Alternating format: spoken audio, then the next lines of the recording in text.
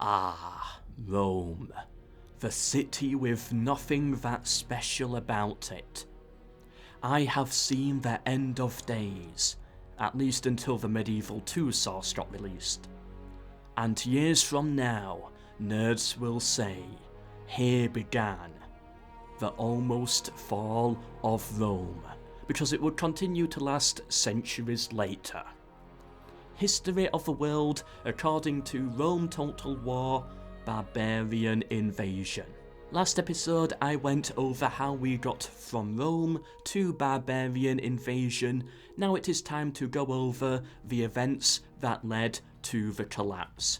And it all began with one man, the great leader of the Huns, feared by all, Hadrian, and his son Digizzi. Together they were going to take the world of rap by storm. The Eastern Roman Empire, in the east, is a wealthy empire, so wealthy in fact they could afford a faction colour of purple. The Western Roman Empire, in the west, is much poorer and in much more distress than the east. However, finding a male heir for the emperor is going to be no hassle at all. It's raining men. Hallelujah, it's raining men. To add to this, they had Gratianus as one of their main generals on the front, arguably history's biggest coward. However, it is safe to assume it may be more to insanity instead of cowardice. Reason being, he has a mother-in-law, following him everywhere he goes. But the guy has never been married. However, his little brother makes things very interesting. The West was in a religious dilemma. On the one hand, about 8% of their population is pagan. On the other, they have the most Christian man to have ever christened on their side, Jeebus 2.0, which is quite impressive when you consider that his father and his brothers were devout, mediocre pagans. He also somehow carried with him splinters from the cross itself. God knows how he got his hands on that. Possibly quite literally as well. The Western Romans make the first move and instantly besiege the Alemanni. Reason being, most barbarians at the time would refuse to give up into the Romans so easily, and would instead pack their things and go nomadic. All of the men from their last settlement will equip themselves with weaponry. Why they did not do this in the first place to actually defend their homeland will never be understood. Anyway, the Alemanni, along with the Saxons and the Scots, are very unstubborn people, and were more than willing to admit defeat and join Roman society. Eventually the Romans lose their holding over Britain, and a new nation will spawn. They will resecure the British territories and push Rome beyond Hadrian's line. The Romano-British. Oddly, no other part of the Roman Empire did this. It seems the Iceni and the Druids are the true ancient Romans after all, with their Graal knights. Now, most historians look at this and believe it is linked to the legendary King Arthur, Graal meaning Grail, and that would explain why their emblem is a dragon. However, I must make it very clear, this is not the case. Only pagan factions have animals as their symbols, meaning the Graal Knights cannot be Christian at all. Now, if you remove the G's, it in fact becomes an anagram for anti-shark. Who is currently killing a load of sharks? China. And what is the emblem? A Chinese dragon. The Romano-British are yet another subtle part of Chinese propaganda.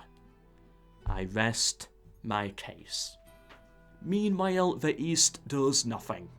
The Huns arrive into the world and send the neighbouring barbarians packing. The Goths, the Sarmatians, the Roxolani and all head for the wealthy Roman lands.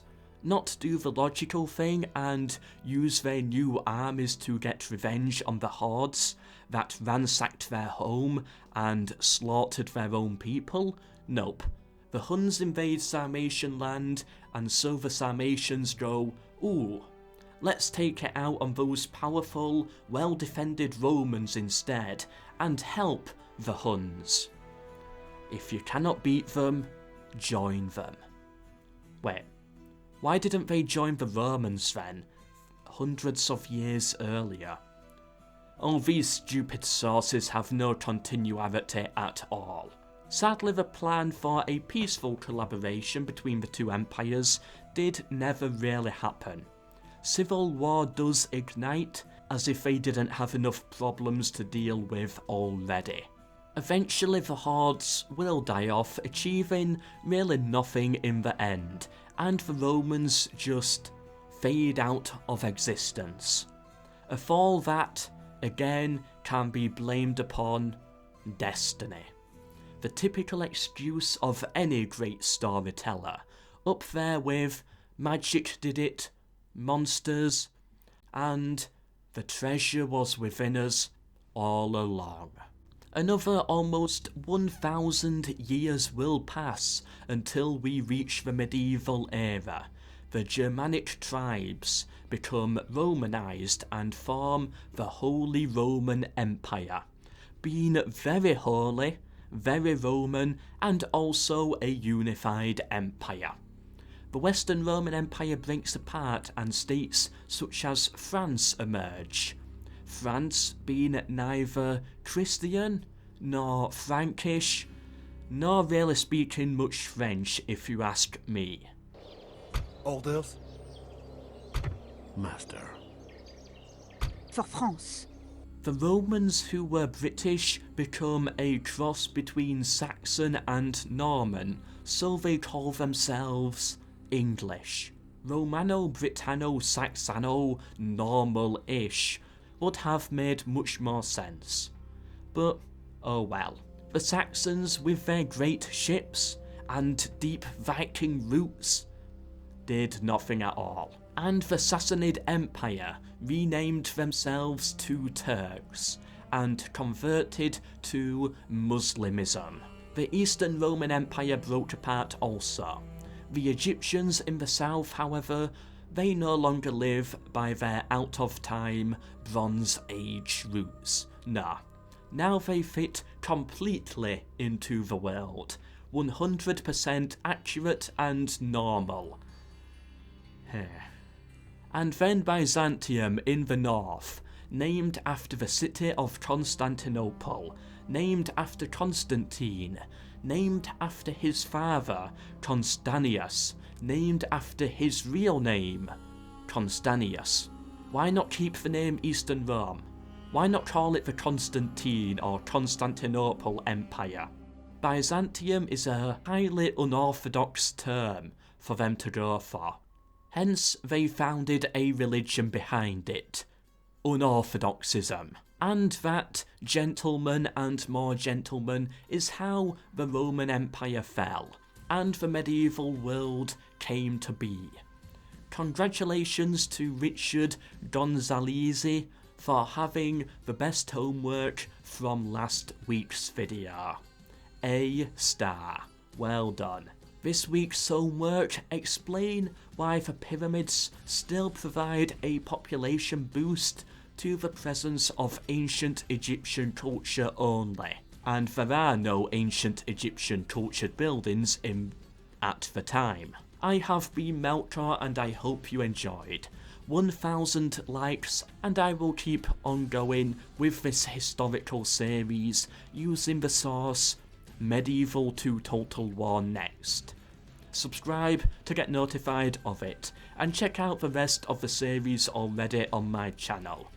There will be a test at the end of the series, so make sure you are up to date and revising the series heavily. You don't want to fail my class. For now, until the next one, tomorrow's video, goodbye.